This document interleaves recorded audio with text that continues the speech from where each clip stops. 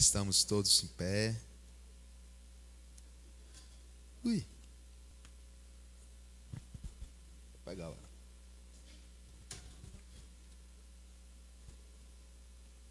Evangelho de João. João. Oi? João 13. João 13, capítulo 13. Vamos ler do verso 1 ao 5.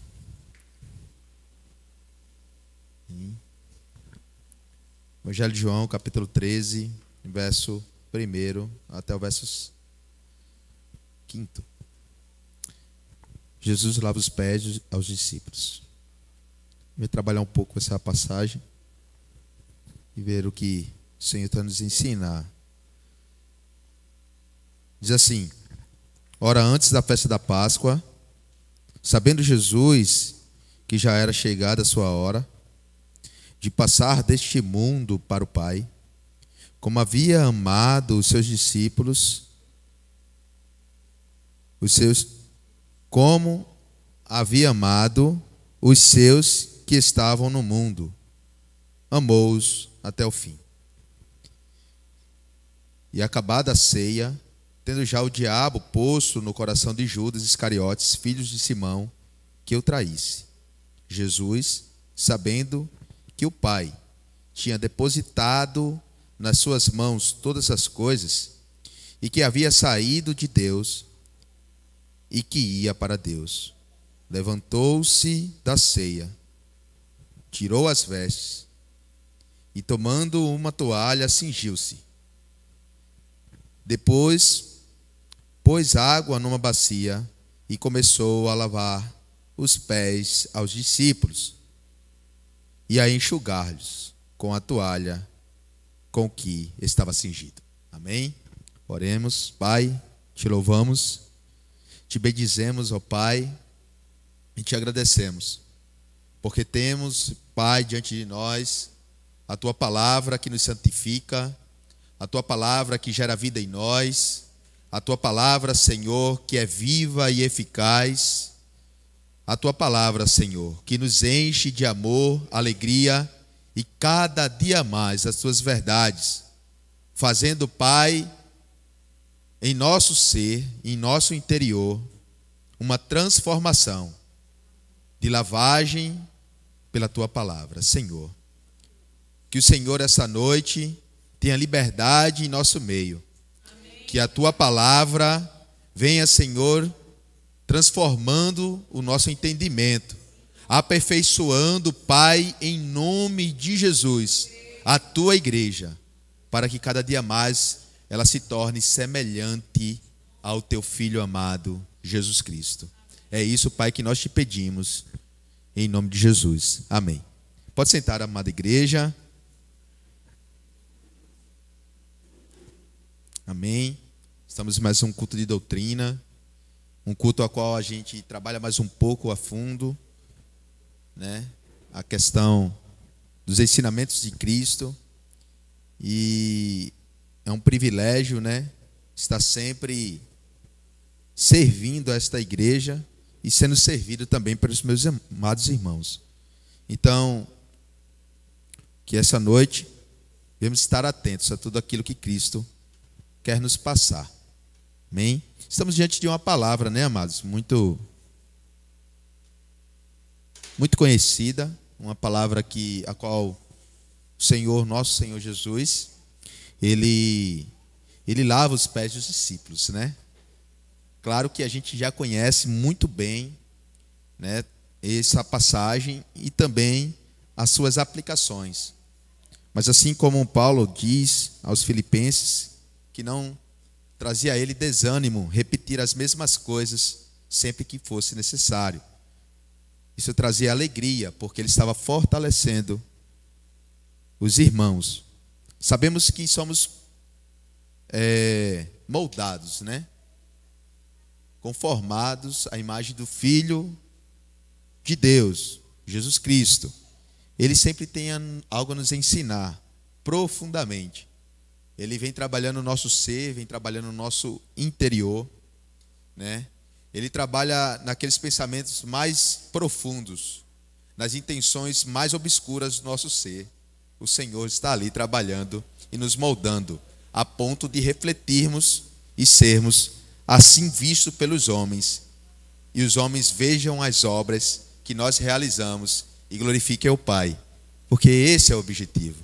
Jesus glorifica ao Pai, o Pai glorifica o Filho, e assim vivemos, amados, nessa vida de peregrinação, né? Rumo ao lugar de morada eterna que Ele tem preparado para nós. Mas enquanto estamos nesse intermédio de peregrinação, temos sempre a palavra de Deus como bússola para a nossa vida, né? Trazendo sempre direção, sentido para a nossa vida.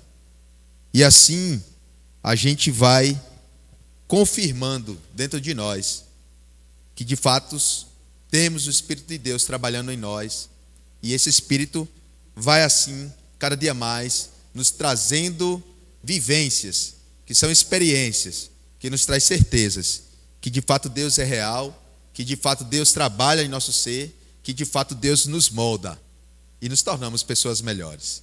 Quem é Jorge? Quem é Jorge há 10 anos atrás? Quem é Jorge hoje? Diante da grandeza de Deus, vários momentos, Jorge se derramou em lágrimas, pedindo perdão, porque não se parecia com o amado Senhor que Ele prometeu seguir, né? E essa é a realidade de todo crente. O crente, né, dia após dia, vem se renovando, vem se aproximando de Deus. E quanto mais nós nos aproximamos, mais nós nos deparamos com as nossas falhas e defeitos, né? Não é assim Isaías? Isaías, quando viu a glória de Deus, qual foi o que ele disse? Ai de mim, né? Então ele viu a glória de Deus, e assim é a resposta de todo aquele que se aproxima do Senhor.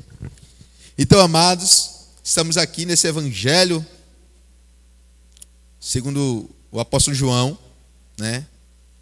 Que no capítulo 13, esse, né, é um capítulo que se segue até o capítulo 17.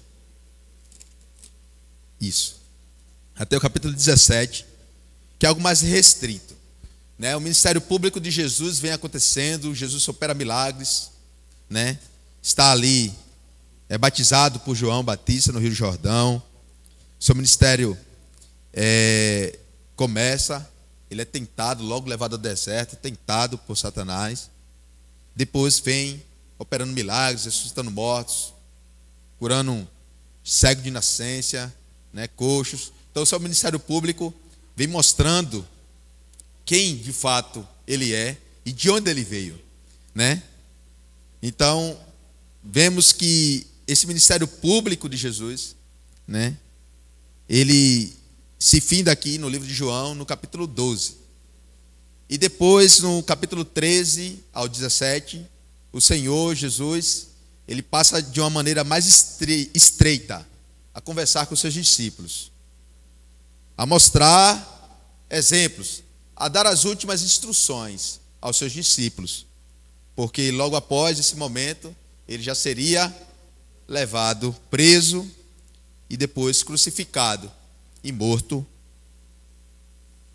Então, vemos aqui, nessa passagem, algo mais estreito, algo direcionado aos discípulos do Senhor Jesus, para que os discípulos, né, aprendessem com o seu mestre, aprendessem o que ele estava tanto nos ensinando.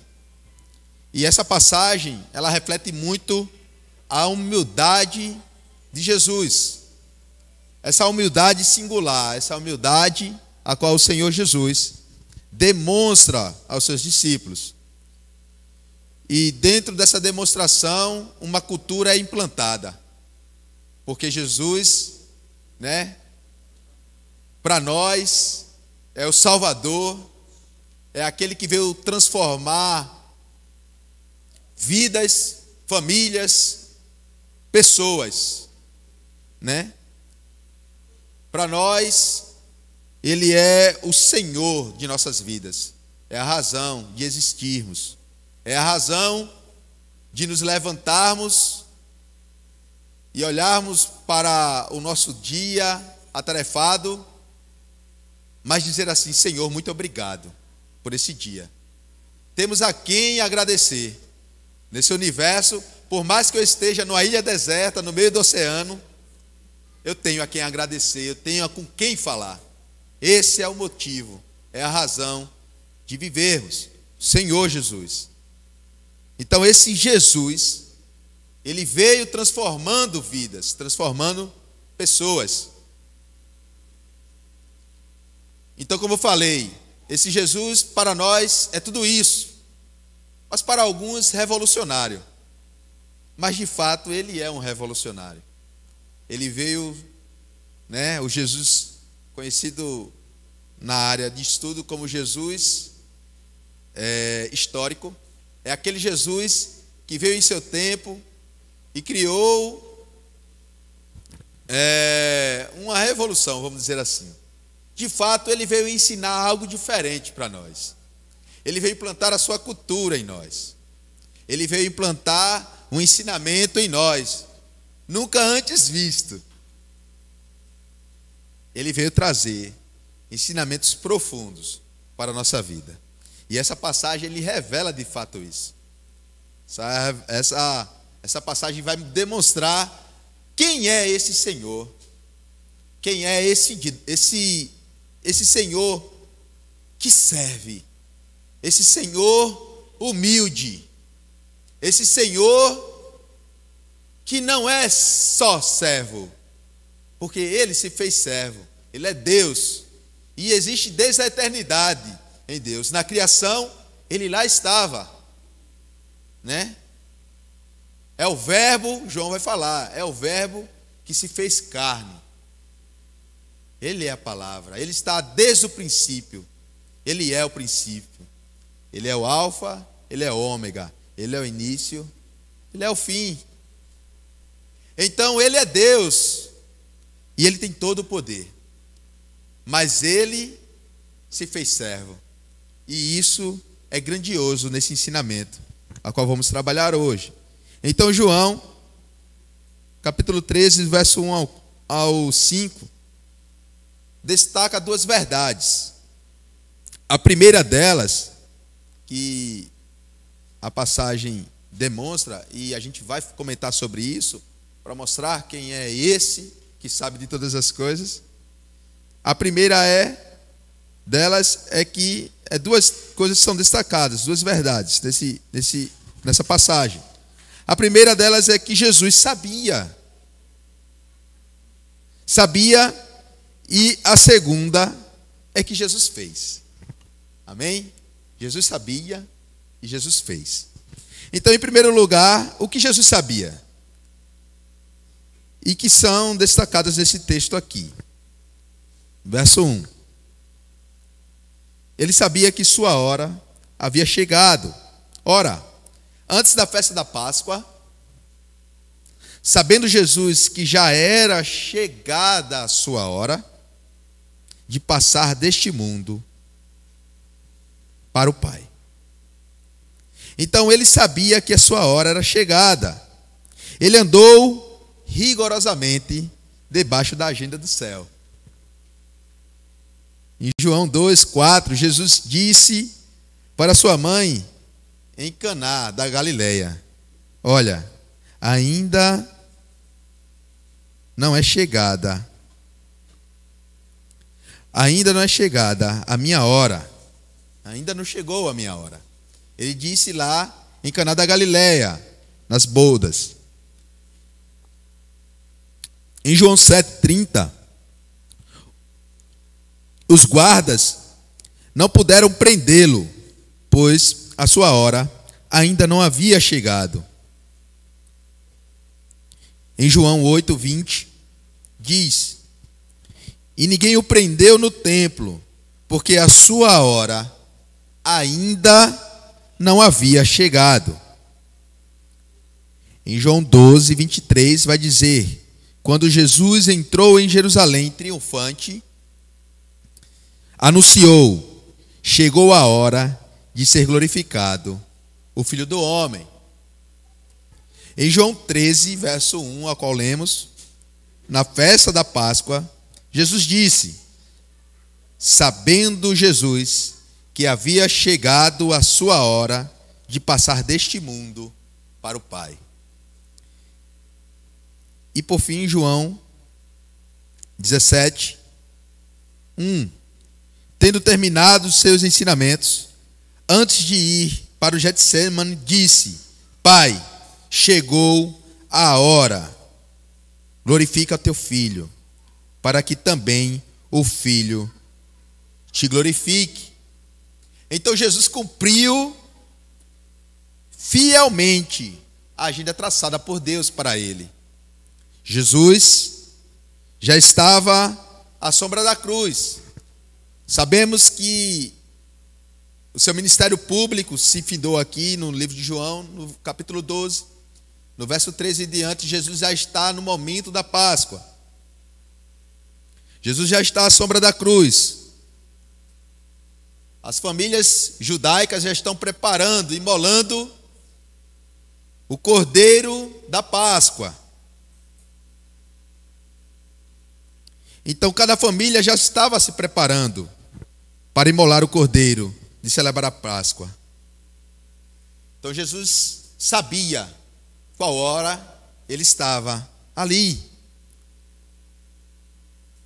Jesus entendia que a sua hora era chegada de passar deste mundo para o Pai. E ele teria que mostrar algo aos seus discípulos. Ele teria que dar instruções mais estreitas aos seus discípulos. As últimas instruções, vamos dizer assim, que Jesus passa aos seus discípulos, para como eles se comportassem ou se postassem. Então, em primeiro lugar, o que Jesus sabia, e que são destacados no texto, é que ele sabia a sua hora havia chegado. Ele estava debaixo de uma orientação, ele estava debaixo da agenda de Deus. Ele viveu sempre debaixo desta agenda. Então ele sabia de todas as coisas. Quando ele diz, olha, a Maria, não é chegada a minha hora, ele sabia muito bem o que estava fazendo. Duas razões que levaram Jesus a escolher esta data que antecede a Páscoa ou da Páscoa. Entendemos que Jesus aqui é quinta-feira, né? Vamos dizer assim, quinta-feira. Jesus está ali na preparação da Páscoa. Então, duas razões levaram Jesus a escolher esta data. A primeira razão é que o Cordeiro da Páscoa era o mais vívido tipo de Cristo em toda a Bíblia. Sabemos que o Antigo Testamento, ele aponta para Cristo, o Messias que viria. Mas o Cordeiro da Páscoa era uma simbologia direta que apontava para Cristo, para aquele que viria, o nosso Cordeiro Pascal, a qual nos libertaria, a qual nos perdoaria pelo seu sangue vertido, pelo seu sangue aspergido e derramado. Então Jesus tem duas razões por ter escolhido esse momento de sua vida, a qual ele disse, no verso 1, era chegada a sua hora de passar deste mundo para o Pai. Então ele escolhe esta razão, este momento, por duas razões. Primeiro, o Cordeiro da Páscoa era o mais vívido tipo de Cristo em toda a Bíblia. Segundo, a Páscoa era a festa onde todo o povo se reunia em Jerusalém. Sua morte seria pública. Então Jesus não escolhe ao léu esta data, a mera escolha, mas ele está debaixo da agenda de Deus, debaixo da agenda dos céus. E ele sabia muito bem que momento era este. Então ele escolhe esse momento. O povo se preparava para comemorar a festa que marca a saída do povo do cativeiro do Egito, quando Deus libertou o seu povo pelo sangue do Cordeiro.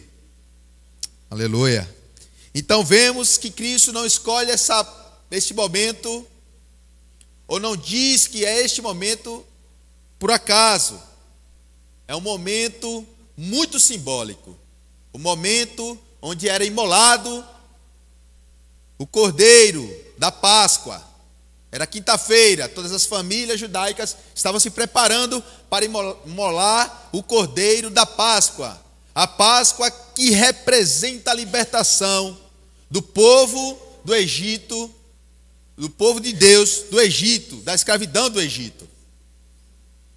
E assim Cristo, como Cordeiro Pascal, sendo conduzido para ser imolado, representativamente, e também derramando seu sangue para libertar o povo de Deus. Libertar o povo pelo seu sangue do poder do pecado. E agora ter uma vida com Deus em liberdade, representando aquilo tudo que representava no Antigo Testamento sobre o Cordeiro e sobre a festa da Páscoa.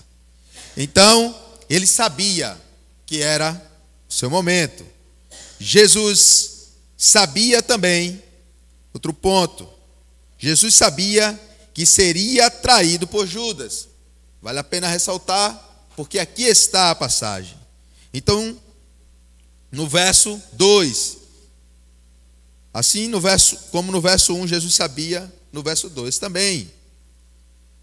E acabada a ceia, tendo já o diabo posto no coração de Judas Iscariotes, filho de Simão, que o traísse. Então Jesus nunca esteve enganado acerca de Judas Iscariotes. Satanás havia entrado em Judas, conforme Lucas 22:3, e lhe dera a inspiração necessária para iniciar o processo que terminaria com a prisão e crucificação de Cristo. Jesus já sabia quem seria o traidor. Seria Judas Iscariotes. Jesus sabia. E também Jesus sabia que o Pai tudo lhe havia confiado. Verso 3. Jesus, sabendo que o Pai tinha depositado nas suas mãos todas as coisas, e que havia saído de Deus e que ia para Deus. Jesus sabia que o Pai tudo lhe havia confiado. Mesmo na hora mais angustiosa da sua humilhação, Jesus sabia quem era e de onde tinha vindo, o que faria e para onde retornaria. Não era uma vítima indefesa, não era um Marte, era o Redentor, cumprindo plenamente o projeto de Deus. Então Jesus, aqui nessa passagem, sabe muito bem que a hora havia chegado de passar deste mundo para o Pai. Ele sabia quem era o seu traidor. E também sabia que o Pai, tudo a ele, tinha confiado. Ele sabia de todas essas coisas. Este é o primeiro ponto, Jesus sabia. O segundo é o que Jesus fez, sabendo de todas essas coisas, para os seus discípulos. Então João nos informa duas atitudes de Jesus, ambas sublimes e gloriosas. Vamos voltar para o verso 1. Ora, antes da festa da Páscoa, sabendo Jesus que já era chegada a sua hora de passar deste mundo para o Pai, como havia amado os seus que estavam no mundo, o amou até o fim.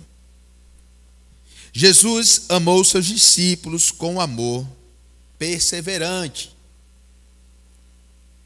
Então, Jesus sabia qual era o seu momento, quem o trairia, e que o Pai tudo a ele tinha confiado. E ele faz a primeira ação sublime, gloriosa, onde diz que Jesus amou seus discípulos com amor perseverante, mesmo sabendo que seus discípulos o abandonariam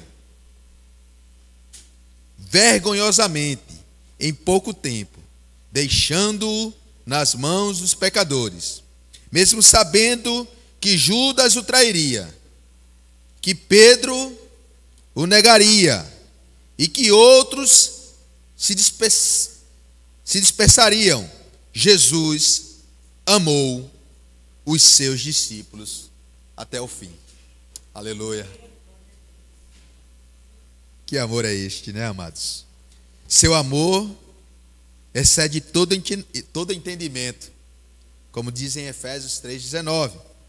E o amor excede todo entendimento. Meus amados, e toda possibilidade de descrição. O amor excede todo entendimento e toda possibilidade de descrição, amados. O que sabemos sobre o amor? Né? Eu acredito que é pouco. Precisamos aprender muito a amar e aprender com a fonte do amor, que é o próprio Deus, porque Deus é amor, a Bíblia diz. Acho que temos relances de amor. Eu acho que temos relances e momentos de amor, mas não compreendemos o amor em sua total profundidade. Diante de todo o cenário, diante da iminência da sua morte, mesmo ele sabendo que o seu tempo era chegado, que um dos seus discípulos, que andou junto com ele, era o seu traidor, aquele que iria o trair, e mesmo sabendo que ele tinha todo o poder, porque tudo a ele foi confiado, o Pai confiou tudo a ele, mesmo sabendo que seus discípulos o negariam, queriam abandoná-lo, deixar entregue às mãos dos pecadores, mesmo assim, os amou até o fim. Este é um amor perseverante, amados. Diante de situações muito menores do que essa, abandonamos a perseverança do amor. Mas Jesus tem sublimes, gloriosos ensinamentos para nós. O seu amor excede todo entendimento e toda possibilidade de descrição. O principal dos pecadores pode ir a Jesus com ousadia e confiar no seu perdão. Jesus se deleita em receber pecadores. João 6,37. João 6,37, o que é que diz?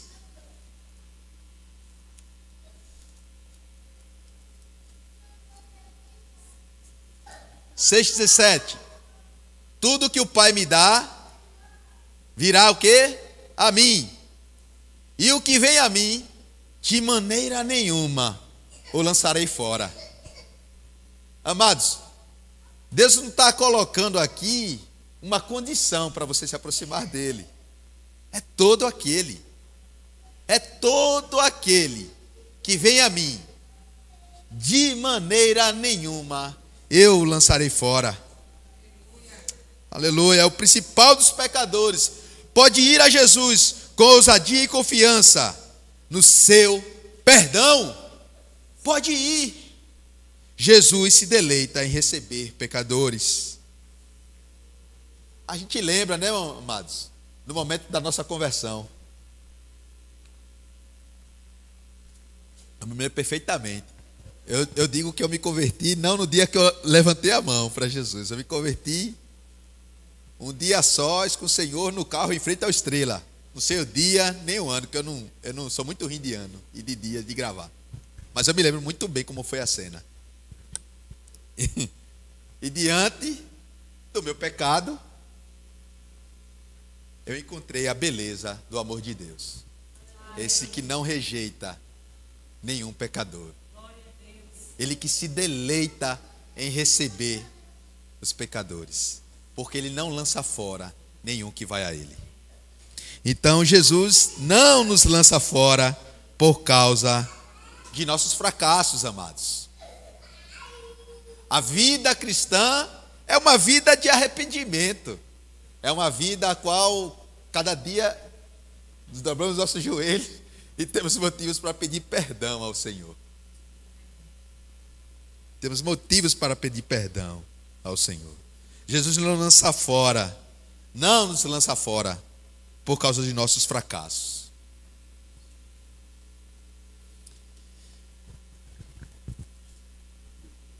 Verso 4 e verso 5.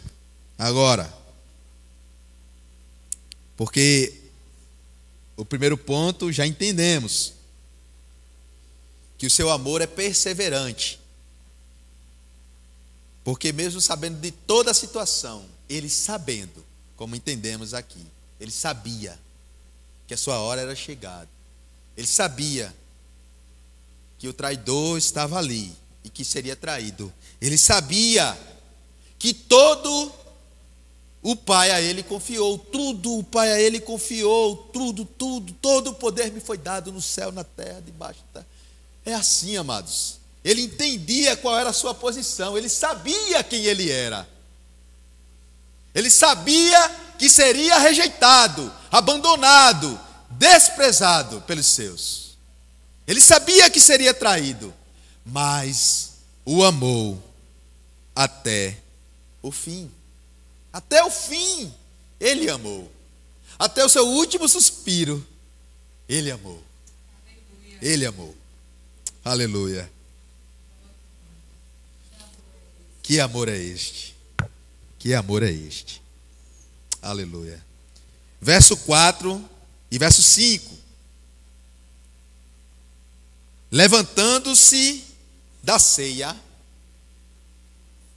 tirou as vestes e, tomando uma toalha, cingiu-se. Depois pôs água numa bacia e começou a lavar os pés dos discípulos e a enxugar-lhes com a toalha com que estavam cingidos. Jesus lavou os pés dos seus discípulos com humildade sincera. Com humildade sincera. Com esse gesto, Jesus nos ensina que privilégios não implicam orgulho. Privilégios não se implicam em orgulho, mas em humildade. Jesus sabia que era o Todo-Poderoso, que todo o poder lhe foi dado. Mateus 28, 18 vai dizer: todo poder me foi dado no céu, na terra e debaixo da terra. Mas ele sabia quem ele era, porque o Senhor tudo a ele tinha confiado. Ele sabia quem ele era. Jesus sabia que o Pai tudo a ele confiara em suas mãos. Sabia a sua origem e destino. Ele sabia. João 8, verso 14. Ele sabia a sua origem e destino. João 8, 14. Respondeu Jesus e disse-lhe: ainda que eu testifique de mim mesmo, o meu testemunho é verdadeiro. Isso trata de um contexto. Mas o que importa é porque sei de onde vim e para onde vou. Mas vós não sabeis de onde vim e nem para onde vou. Trata do mesmo contexto, do início. Mas a parte B diz: porque sei de onde vim. e para onde vou. Jesus sabia a sua origem. Jesus sabia a sua origem e destino e sua natureza. João 14, 9 e 10. Ele sabia a sua natureza. João 14, 9 e 10. 9 e 10. Disse-lhe Jesus: estou há tanto tempo convosco e não me tendes conhecido, Filipe? Quem me vê a mim, vê o Pai. E como dizes tu, mostra-nos o Pai. 10. Não crês tu que eu estou no Pai e que o Pai está em mim? As palavras que eu vos digo, não as digo de mim mesmo, mas o Pai que está em mim. O Pai está em mim, é que me faz as obras. Jesus é o Filho unigênito de Deus. Mesma essência, mesma natureza. Ele é divino. Ele é Senhor. Ele é Deus. Então Jesus, esse que sabia que o Pai tudo a ele tinha confiado, que todo o poder foi dado a ele, que sabia de onde vinha e para onde iria, que sabia de sua natureza, esse Jesus lavou os pés dos seus discípulos com humildade sincera, não com humildade fingida. Contudo, a sua majestade não levou à autoexaltação, mas à humilhação mais profunda. O que ele sabia determinou o que ele fez. O que ele sabia, amados, o que ele sabia determinou o que ele fez. Ele sabia que estava indo para o Pai, que já tinha chegado a sua hora. Ele sabia que teria algo a ensinar, a deixar. Então, o que ele sabia determinou o que ele fez. Sua humildade não procedeu de sua pobreza, mas de sua riqueza. Não de sua pobreza, sua humildade. Sendo rico, se fez pobre. Sendo rei, se fez servo. Sendo Deus, se fez homem. Sendo soberano do universo, cingiu-se com uma toalha e lavou os pés dos seus discípulos. O serviço de lavar os pés era um costume. Era um costume da época. No tempo onde os povos usavam sandálias, não tinham sapato, mas sandálias, era normal. Os discípulos tinham vindo de Betânia, tinham caminhado, estavam em um lugar, uma sala de jantar, um lugar preparado para jantar.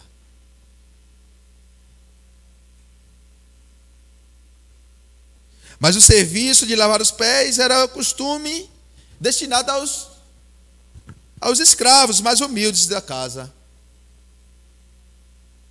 Era algo para pessoas simples, escravos dos escravos, vamos dizer assim. Daqueles que não tinham nenhum tipo de habilidade, vamos dizer assim, mas era aquele escravo mais simples da casa, o mais simples lava os pés. Mas o Senhor lavou os pés dos discípulos. O que ele sabia determinou o que ele fez. Não havia escravo naquele lugar. Não havia. Só o Senhor e seus discípulos. Jesus esperou que eles tomassem a iniciativa de lavar os pés uns dos outros. Mas eles eram orgulhosos demais. Tem a passagem que antecede lá em Lucas 22, 24.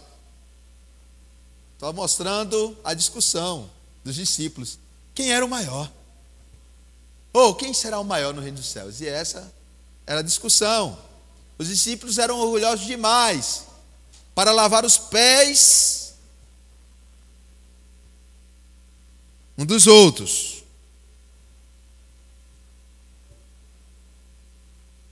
Mas eles eram de fato orgulhosos. Lucas 22, 24 e 30 vai narrar esse fato que eu estou dizendo a vocês. Que entre eles discutiam quem era o maior no reino dos céus ou quem seria o maior no reino dos céus.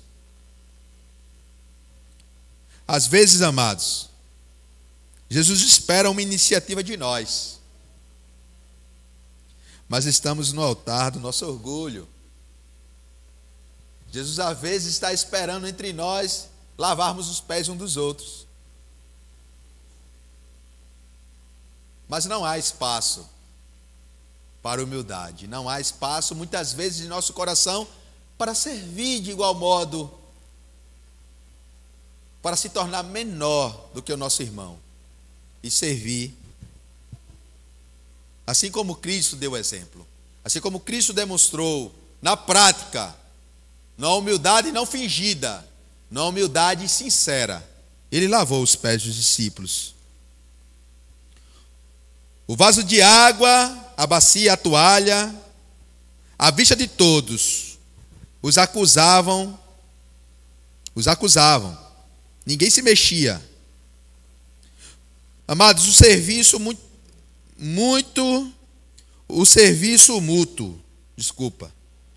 mútuo e comunitário entre nós sempre está disponível. Sempre está disponível. A vasilha está aí. A bacia está lá com água. A toalha está pendurada na nossa igreja, na nossa vida. Está ali sempre à mostra. Sempre temos algo a fazer. Sempre temos uma visita a fazer. Sempre temos algo a contribuir, que seja com o nosso irmão, que seja com a nossa comunidade. A bacia sempre está com água neste recinto, neste ambiente. Não deixe o orgulho cegá-los. Não permita que o orgulho cegue-nos. Não possamos fazer como os discípulos, mas como Jesus, o Senhor que se fez servo. Eles pensavam, amados, que privilégios, os discípulos pensavam que privilégios implicavam grandeza, reconhecimento, aplausos e regalias. Jesus, porém, reprova a atitude deles, mostrando-lhes que entre os que o seguem, mede-se a grandeza de qualquer um pelo serviço prestado. Quer ser maior? Sirva.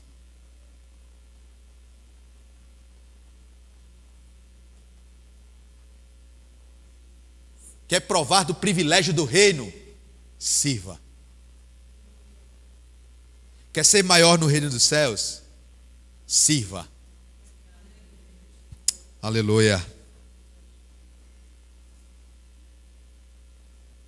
Mede-se a grandeza de qualquer um. No reino dos céus é assim. Mede-se a grandeza de qualquer um pelo serviço prestado. Amados, isso aqui, amados, é cultura do reino. Isso é caráter de Cristo.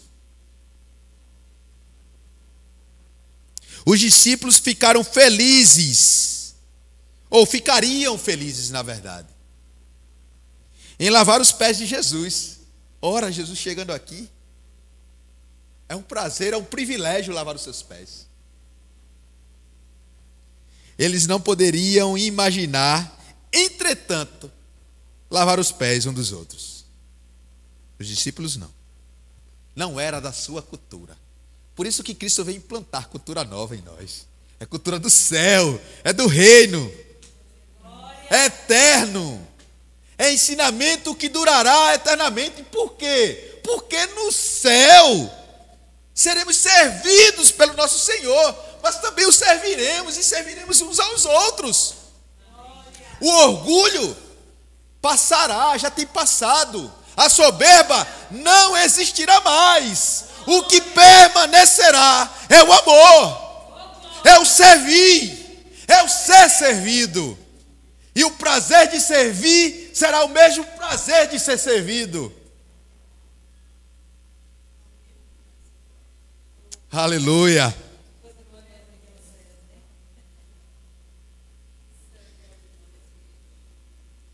Jesus repreende o orgulho dos discípulos com sua humildade.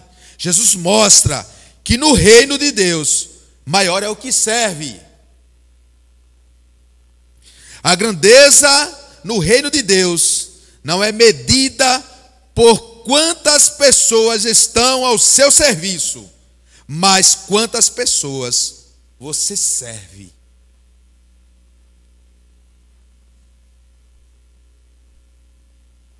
Como precisamos, amados, dessa lição. Como precisamos entender isso. Filipenses 2, 5 a 8. Filipenses 2, 5 a 8. De sorte que haja em vós o mesmo sentimento que houve também em Cristo Jesus. Verso 6. Que sendo em forma de Deus, não teve por usurpação ser igual a Deus. Usurpação é a posse do direito. Mas aniquilou-se a si mesmo, tomando a forma de servo, fazendo-se semelhante aos homens. E achado na forma de homem, humilhou-se. Ele se humilhou a si mesmo, sendo obediente até a morte, morte de cruz. Esse é o Senhor, esse é o teu Senhor. Quando Ele lava os pés dos discípulos, Ele está lavando os nossos pés. Ele tem algo a nos ensinar. Ele está falando que isso são valores inegociáveis. São valores que marcam a vida de todos aqueles que nascem de Deus.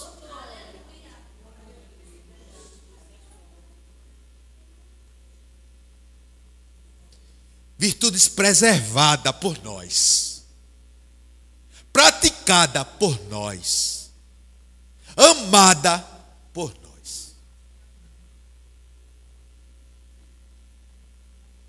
O que Jesus teve em mente não foi um rito externo. Muito bem, Jefinho, quando estava aqui orando, concordando com ele na oração, ele disse que este momento, do ofertório não é um rito. Não é um rito, mas um privilégio. Muito bem a aplicação dele. O que Jesus teve em mente não foi um rito externo, o lavar os pés, mas uma atitude interna de humildade e vontade de servir. Vontade, amados. Amados,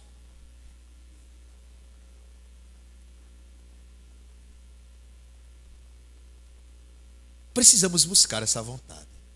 Precisamos sentir, viver essa vontade. Temos um caminho. O Senhor diz: pedi e dar-se-vos-á. Buscai e achareis. Batei e abro-se-vos-á. Porque todo que pede, que busca, que bate, se abrirá. Amados, quando Jesus está dando esse ensinamento, É sobre o reino. É sobre a cultura do reino sobre nós. Pai nosso que está no céu, santo é o teu nome. Venha a nós o teu reino. Seja feita a tua vontade. Porque todos aqueles que me amam guardam as minhas palavras. Amar ao Senhor apenas com os lábios, sem guardar e praticar a sua palavra, não é amor. Não é amor. Não é amor. O nosso papel no servir é ensinar. Muitas vezes estamos no papel de ensinar. Às vezes estamos no papel de aprender. O Senhor está aqui nos ensinando esta noite. Ele está dando palavras de vida. Mas diz que essas palavras não soem e não cheguem apenas na vibração do teu tímpano e nada sirva. Que essas palavras sejam de fato a palavra.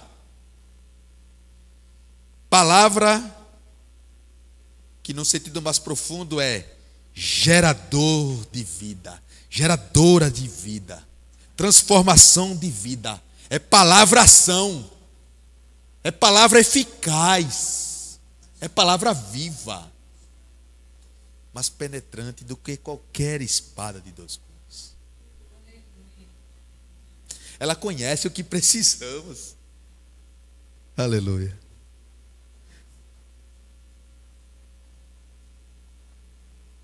Humildade e amor são virtudes que as pessoas do mundo podem entender.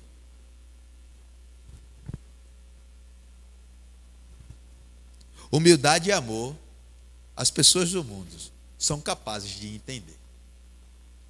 Às vezes, doutrina não. Às vezes você quer passar doutrina para o mundo. Eles não vão entender. Vocês querem explicar. Mas essa linguagem de humildade e amor, eles vão entender. Eles vão reconhecer. João 13, 34 e 35. João 13, 34, 35.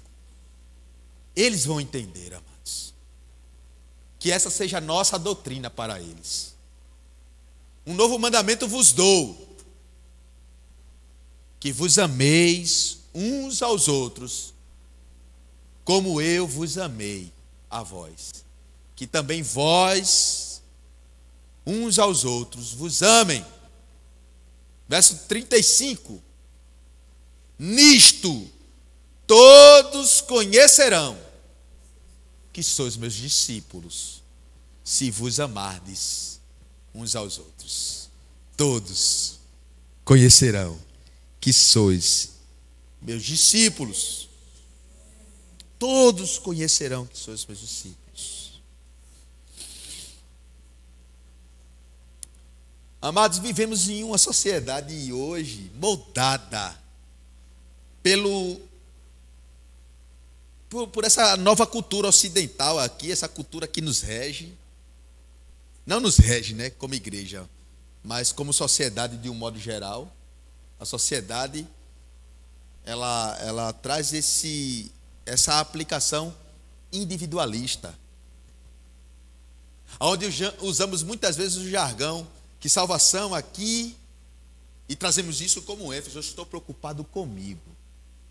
Não que isso não seja uma verdade embutida, mas muitas vezes dizemos aqui: a salvação é individual, cuide da sua que eu cuido da minha. Isso não é uma forma cristã de se pronunciar. A salvação que eu recebi, ela transborda e alcança sempre outras pessoas. Porque assim como Mateus foi chamado da coletoria, e Jesus disse: segue-me, e ele o seguiu. E logo após, o que é que ele fez? Ele chamou seus amigos, publicanos e pecadores, que nem ele, e fez um grande banquete. E Jesus era o convidado de honra, para dizer assim: olha, o que eu recebi, vocês precisam também.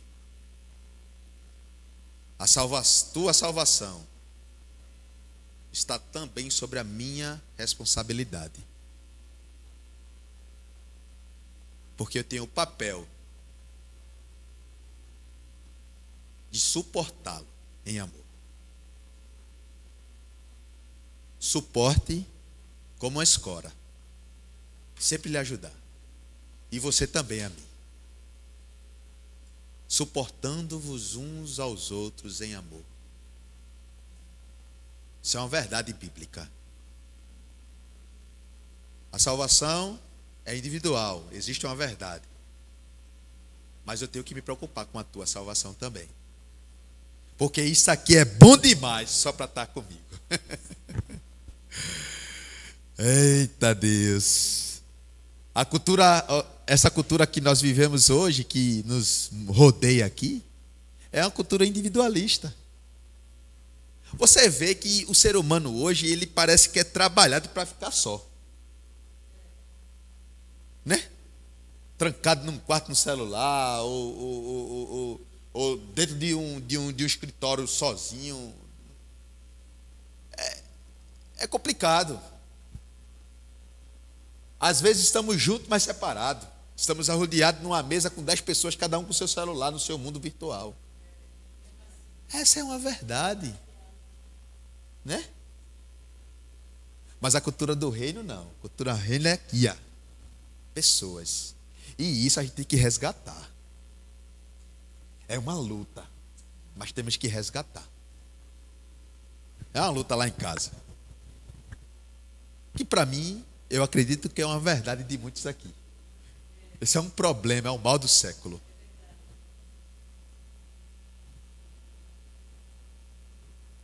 Mas os ensinamentos de Cristo contra a cultura ocidental, moderna, está aí. Amais uns aos outros. E esse amor é um amor eficaz. É um amor perseverante. É amar até o fim. É lutar. É não desistir.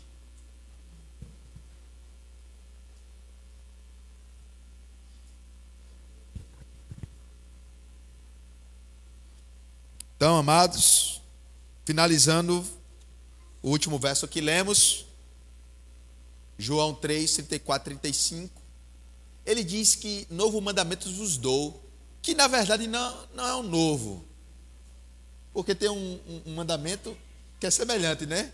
Amai ao próximo como a ti mesmo. Mas eu digo que esse mandamento novo de Jesus é um aprofundamento desse mesmo mandamento, de amar uns aos outros como a si mesmo. Jesus melhora essa ótica, essa visão. Ele tira você e coloca algo, que é a perfeição, que é a plenitude, que é o exemplo perfeito. Ameis uns aos outros como eu vos amei. Eu vos amei. E nisto, finalizando, todos conhecerão que sois meus discípulos, se amardes uns aos outros. Amém? Que Deus abençoe.